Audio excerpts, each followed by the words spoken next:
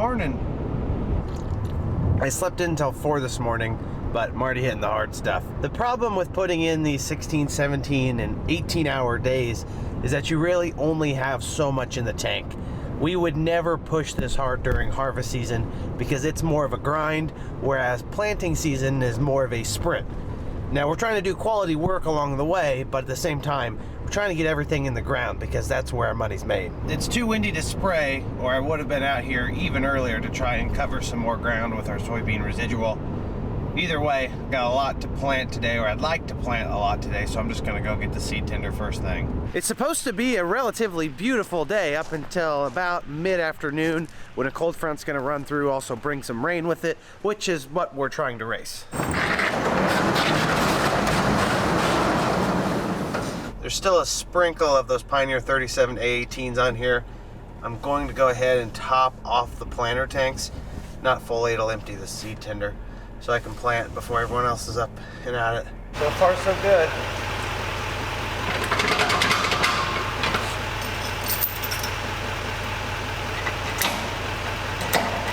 Okay, let's go load the planter. This will be much easier if I move the planter over here somewhere and set it down. A little low. It's also parked at a very minimal angle. I don't know how much effect that actually has on the reading.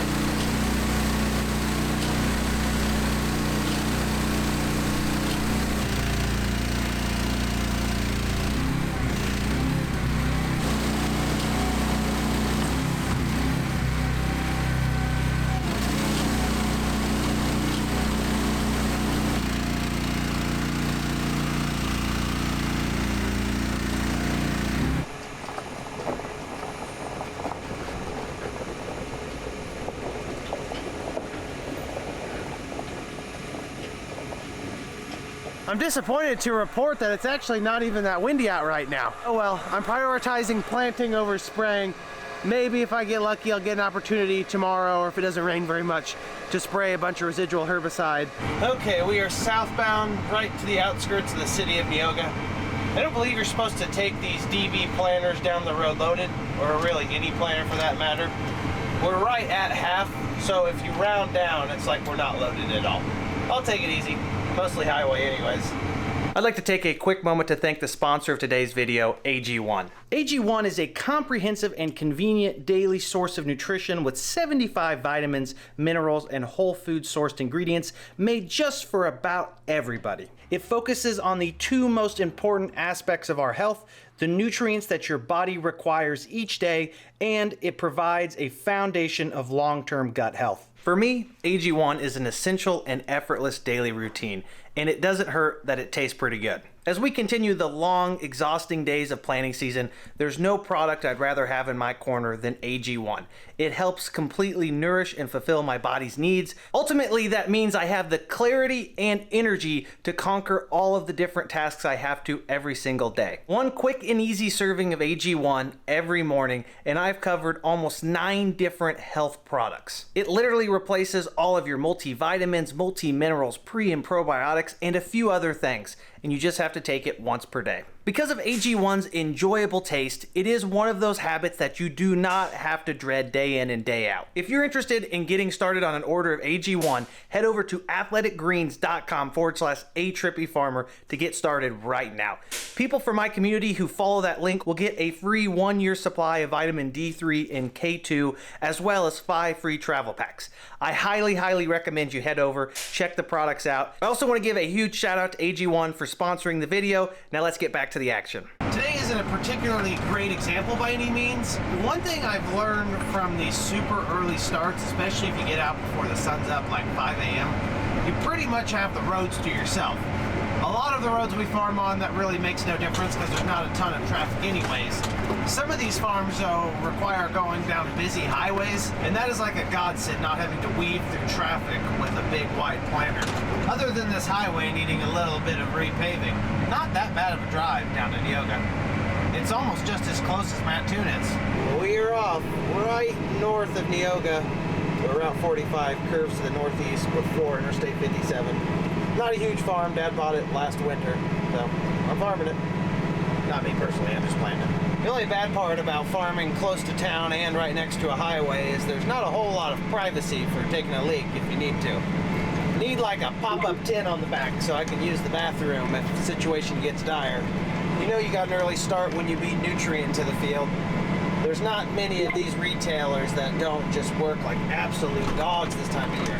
It doesn't matter which company it is, they put in long hours to take care of their growers. A handful of these fields to the north are my mom's dad's, so they're doing some custom anhydrous for him. Really, when you get into spring like this, unless you can get it on super early, sometimes your money is better spent just paying the cooperative or the retailer the custom fees for them to put the gas on so you can focus on putting your crop on the ground. Okay, I should clarify. Crop in the ground, not on the ground. That's not where you want it, unless it's gonna rain a lot. I still haven't cleaned my windows yet. I'm not sure I even will unless we get a rain delay. Excuse me, pardon me. Coming through. Don't mind me in the tractor. Keep sleeping. Okay, headed to the west side of Neoga now. You can tell that that wheat's been top dressed recently with 32 or maybe urea, probably 32. Tips of it are burned a little bit. That's the price to pay for 100+ bushel wheat. I'm sure they can grow it here as long as they get rain. We made it to our farm northwest of Neoga at Lake Mattoon. I took the difficult route and went through town because it was a shortcut. The road was definitely smoother, but I had to come across a lot of traffic, so may not do that again. Like a few of our farms we have remaining, this one isn't super big, but it's not the fastest to farm. Split into 2 pieces, surrounded mostly by trees. To cross this waterway here in the middle comfortably, I do have to fold up to make sure I go through a decent spot. So we're gonna hammer out this field, hopefully be done in less than 45 minutes to an hour. I don't think I'll need seed, but I have more seed in the tender courtesy of Wes Duckett, our Pioneer dealer. He ran some down this morning and just dropped it in. That way, didn't have to wait on my help to get out of bed. These geese have been gandering around since I got to the backside of this farm. I don't like the looks of that because they enjoy a soybean or two. Why don't you guys go back to the lake or something? This is our field. Got all of this water right here. You could go swim around it or something. Eaten by a shark, I don't know. Look at him go. Uh-oh, escape mode activated. Ricky, we gotta get out of here. This guy's crazy. I don't want to waste the time folding up to cross this waterway. It's definitely the responsible thing to do, though. You'd have to agree. That's steeper than it looks. Don't want to risk any kind of breakdown here. Timber!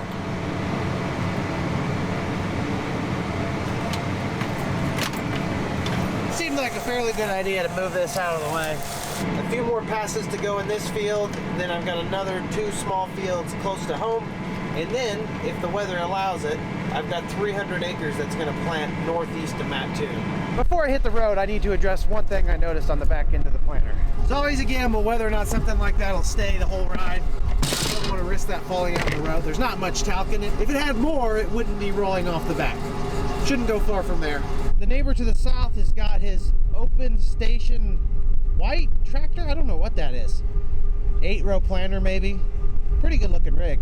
I've said it time and time again, and I'll continue to repeat this. It does not matter what kind of equipment you run. The only 2 things that matter is that the operator is doing a good job and you're using good genetics.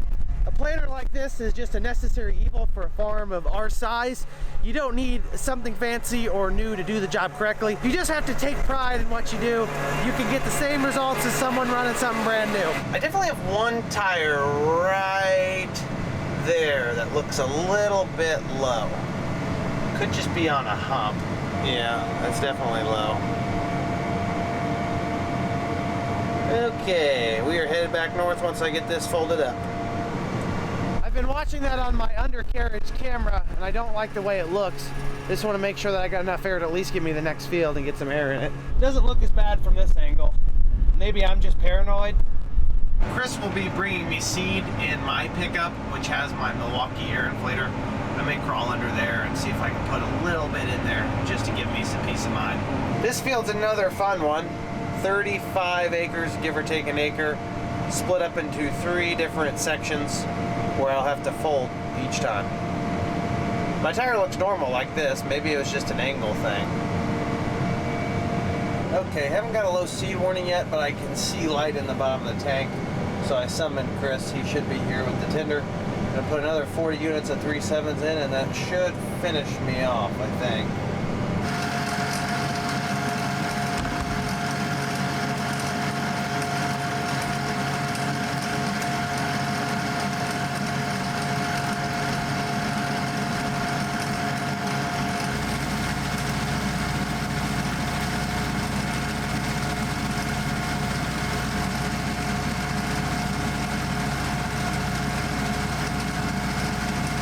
I do my best to put the coals to it because they keep moving up the timing of the rain. I don't really want to get rained out in the middle of a 300-acre field, so I'm going to zip through these last 2 pieces as fast as possible. Topped off with more Pioneer 37A18s. A lot of these smaller fields around home, especially the lighter dirt trees, we put the same bean. Typically, it's something that excels in light soil, maybe more marginal conditions, which is exactly what these 37A18s are supposedly rated for. So we've hammered in a lot the last couple days. Hopefully they can handle a good cool rain. Sometimes in hopes of getting a tremendous amount of field work done, I hold my pee for way longer than can possibly be healthy. I'm literally about to explode right now. I need to look into just adult diapers. That'd make this much simpler and less unenjoyable. This farm about grows better rocks than it does crops, but we plant it anyways. Gonna run home, top off the fuel and def, then head north. With the wind kind of laying a little bit this morning, I'm not super upset that I didn't spray because it is almost noon right now. I've got a big field I need to go get to, and quite frankly, if I had sprayed, I would not have all of this done so far.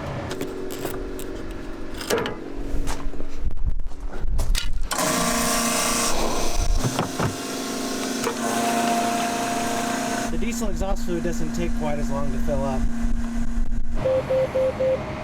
Headed north. Katie should be on her way back, I think, from working up there. Not entirely positive, though. I ran in and used the bathroom, grabbed a Coke Zero, and some other snacks. Dad and Chris are loading the tender. I've probably got at least 30 minutes on the road. Huh. That sign's seen its better days. This neighbor's no-tilling some beans into a rye cover crop. I bet that's a pretty slick system. Definitely help with weed control. We just crossed Route 16 to the north. We're officially in God's country, the black, flat prairie land. There's our Pioneer dealer's place. What is that interesting looking tool? Looks like a bunch of centipedes strapped to a frame. This would be a great time for a time lapse from my 360 action camera. Unfortunately, it is still yet to be recovered, so a quick moment of silence in remembrance of my action camera that snapped off the Hagee before the sun was even up the other day. It happens. My family used to own this 400+ acre farm here to the left. It's actually one of our oldest owned farms, but an opportunity came for the community, and we decided to sell it with the hopes that there was a development of a certain type coming in here. Never ended up happening, but it is a beautiful farm, other than maybe needing a little bit of dirt work. We're just a couple minutes away, and believe me, that was an exhausting drive. A ton of traffic, no one wanted to pass me, but shouldn't have expected any less. Some people get kind of intimidated by big farm equipment. Of course, the seed tender beat me here. He took a faster route, but much more narrow, which is not exactly what you want for this big planter. I did not enjoy this trip. I'm not even gonna bother taking the camera out while we fill. It is so windy outside that it would be miserable to listen to. Okay, we're ready to rock and roll other than priming the planter. I've retired my hat for the afternoon. I almost had to chase it down a quarter mile because it flew off my head and it was almost a goner. We're loaded up with Beck's 3337 XtendFlex beans. It is a 3.3 XtendFlex. We're going to plant just over 200 acres of these beans. I'll have to fill up one more time. Then we're gonna move over to a Pioneer 3.5 right next to it. It's going to be an Enlist bean.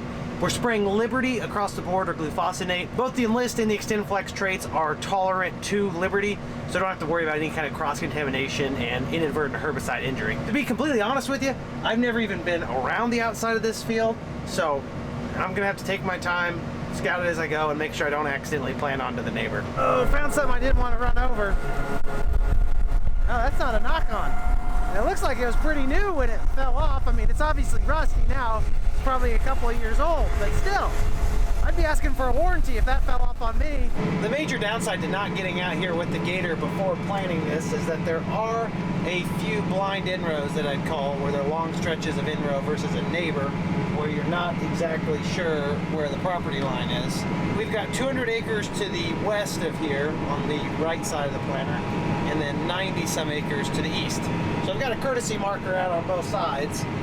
We'll try and square it up this fall, make sure everyone gets the appropriate amount of crop. Okay, this is actually kind of dangerous. I cannot see anything in front of me. The markers have shear bolts, so if I hit something with them, they'll just push backwards. But the cab of the tractor, the planter itself, I mean, you can get a lot of damage done pretty quick. I've done one 60-foot pass around the outside of this 200-plus acre farm. There are a few waterways that cut through it that I would consider part of the inrows, so they have been planted around once, and I've done almost 30 acres. So by the time I do 2 passes, I should be close to 60 acres planted. That's quite a chunk just on the ends. Just completed the second trip around the field. Came out right over 50 acres, 53 or 54. This farm is in phenomenal shape right now in terms of ground conditions. It's got a nice roll to it. Really, it's just a beautiful central Illinois farm. Verifying that our beans are in the moisture. We want to be careful because this breeze is sucking anything out of the ground as soon as it can, especially this dark dirt. Once you work it, you expose it to more oxygen, you aerate it, and you lose moisture. I know that there's supposed to be a rain coming this afternoon, but we never, ever hold our breath on that one, because sometimes the rains never come, even if they're promised. I'm sure some of you have dealt with that a few times. Dig up this trench here. Oh, that is so good right there. Look at that. 1.25 inches, maybe even 1.5 inches.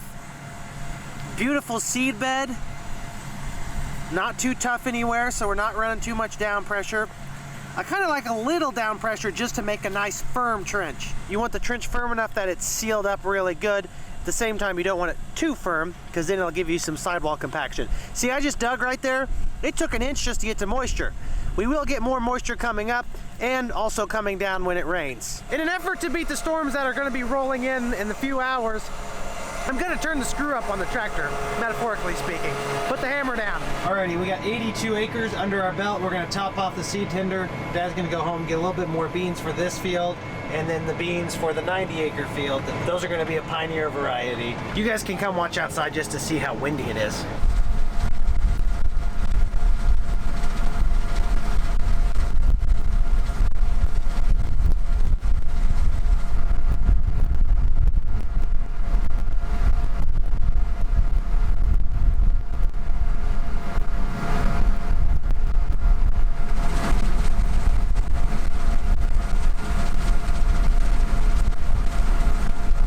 You can tell Marty's driving the seed tender based on the speed. We'll need one more box of these Beck's 3337s to finish this field. The Pioneer beans would theoretically fit on the other side of the tender, so we could bring both. We're gonna wait just a little bit and see if anything develops on the radar, because we don't want to get rained out. Although this is some of our last beans, so it's not gonna be that big of a deal if we have to leave some seed beans on the tender tonight or tomorrow, or for a week, or for 2 weeks, depending on how much it rains, or a month. There's a reason why farmers fight tooth and nail to not have power lines and other utilities installed across their farm, because they are so inconvenient to farm around. Not to mention, if you hit the power line that doesn't even belong on your field, you may be financially responsible if the provider chooses to hold you liable. Mattoon is to the southwest. Coincidentally, it looks like there's also rain to the southwest, which is why we're planting so quickly. Although this isn't really much quicker than I normally plant. It just seems even more expedited because I'm trying to meet this rain. We lack about 80 acres out here. I've been doing quality checks behind the planter. Everything looks great. Added another 20 pounds of down pressure to make sure those units stay against the ground. Depth is fine across the board. When it's all said and done, a nice easy rain probably wouldn't be a bad thing. The fun part about this west 200-acre field is it's actually two smaller fields put together to be one big field. They were purchased in the last couple of years. They're being combined now to be farmed together. You've got your soybean stubble here, much cleaner appearance and worked up a lot better, as well as a much smoother ride for the planter operator. Then you have your corn stalks, which is where I'm headed. I'm working on a little triangle here, some point rows created by the waterway. Honestly, this farm is going to be a lot of fun to harvest this fall. Okay, I just ran out of seed. I'm guesstimating that I have 45 acres left, if not slightly more than that. The only unfortunate part is that there's not a lot of good entrances on the highway side of this field, and the other sides are landlocked. I'm going to be honest with you, I'm afraid to show you what I see to the west because it is not looking promising for me getting this last 40 acres planted. Good luck trying to get another 40 acres planted, let alone another 90 on top of it.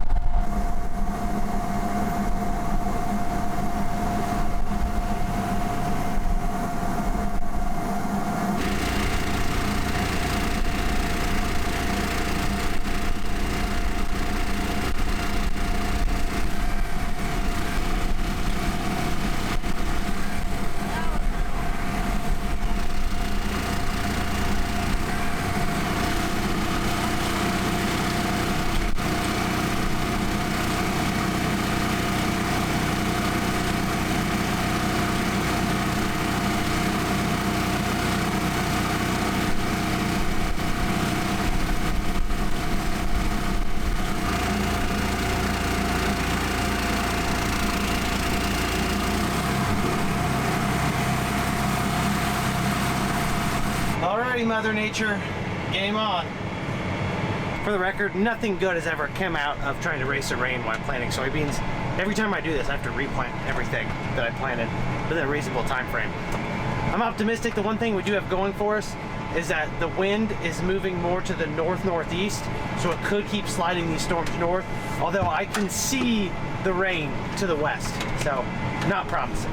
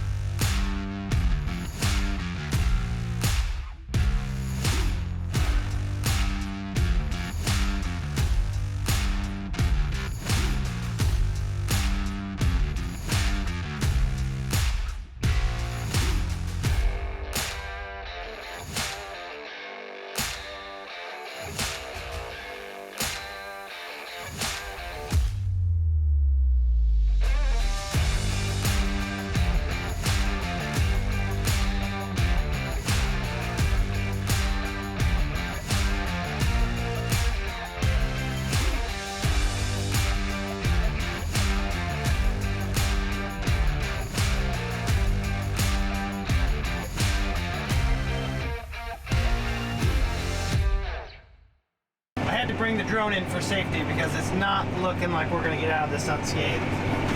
Oh shoot, I've got 2 bags of soybeans on the back. Oh, I gotta go get those.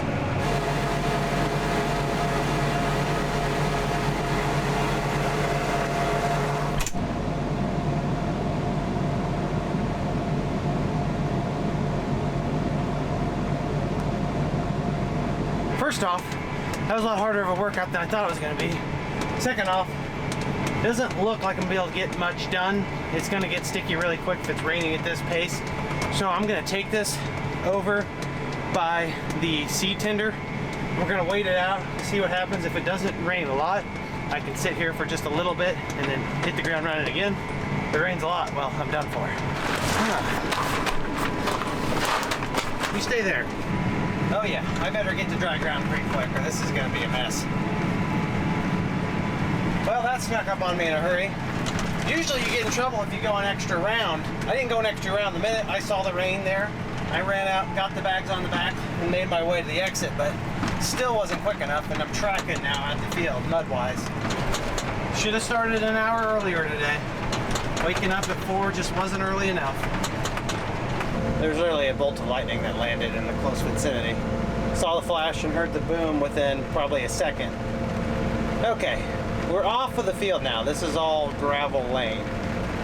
This is awfully far away from home for us to leave it and not be able to keep an eye on it. And no, my camera's not out of focus. That's just all of the dust on my window getting washed off in a dirty mess. That's the radar currently. We are the blue dot. Our main farm is right over here somewhere. It definitely appears like there's more rain coming. I hate to say it, but my dad's assessment was correct. Might as well get the planter inside.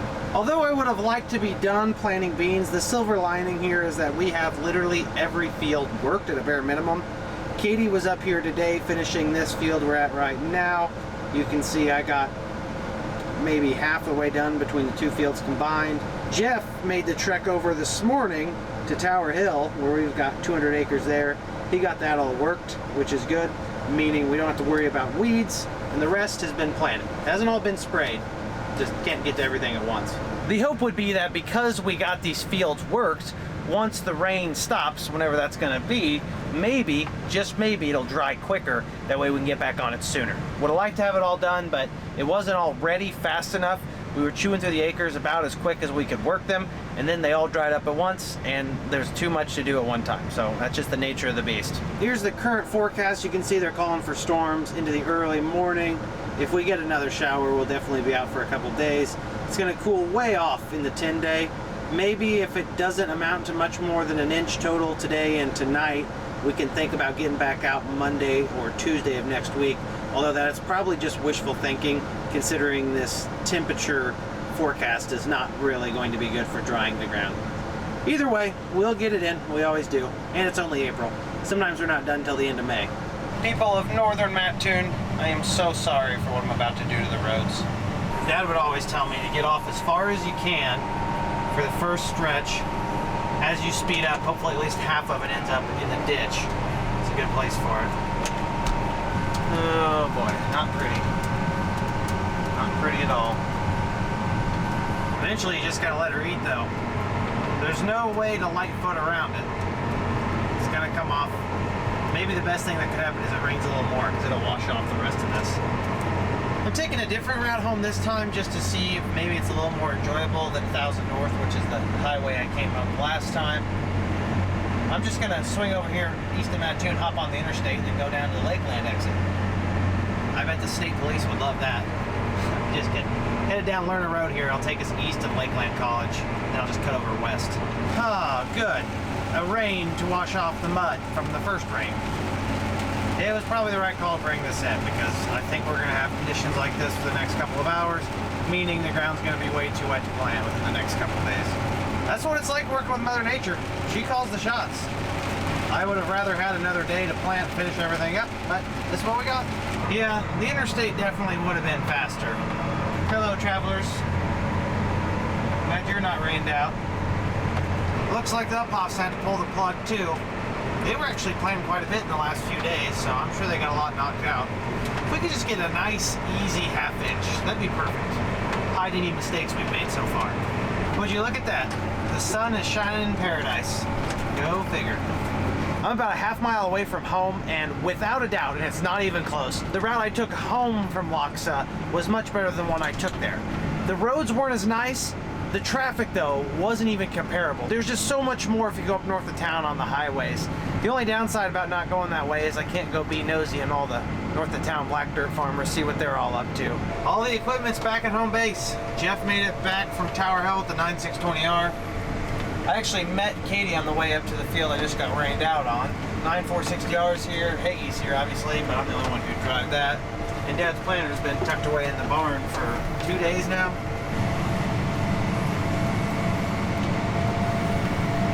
This old gal is probably beyond excited to get to take it easy for a day or two. Pulling that DB60 up the hills is quite the workout. Huh, it's actually nicer outside now than before it rained. Other than the ground being damp on top, preventing us from planting anymore, the breeze has cooled off. Maybe I could just go fire up the Hagee real quick, spray a couple 100 acres. I'm just kidding. It's 7 o'clock. I'm going home. There's one last thing I wanted to show you really quickly. Do you see those little green things popping out of the ground every couple of inches in a row? That's corn. The first corn we planted, it's out of the ground. See, another little one spiking through. It's pretty much all up out here. It's not tremendously large by any means. It's out of the ground though, couple inches. Wait, there's more. Soybeans. They're coming out of the ground too. It's really not that surprising to see because these have probably been in the ground for 10 to 14 days now. There was a period after these were planted where it was 75 to 80 for 5 or 6 days. Really, it's actually crazy that it took them this long to come up in the first place. Although it is April and it's definitely not out of the realm of possibility for corn to be out of the ground. Actually, it's probably more in the norm than not. I will say that there is a chance of a frost in the forecast, which is something we'll have to keep an eye on. That could justify some replanting if it hurts our crops that are emerged, specifically our soybeans. I'm not going to talk about that too much in this video because I want to go home, but I just wanted to let you all know that we do in fact have corn and soybeans out of the ground. Anyways, I'm going to capitalize on this rain delay and go home and just take it easy. That sounds pretty nice. Maybe get a full night's sleep for once. I greatly appreciate every single one of you continuing to tune in and support the channel. Your viewership means the world to me. I'll catch you all in the next episode. Until then, make sure you like the video if you enjoyed it, subscribe if you want to see more, and comment down below if you have any questions. You know I love to talk about farming. Have a great day, everyone. Peace!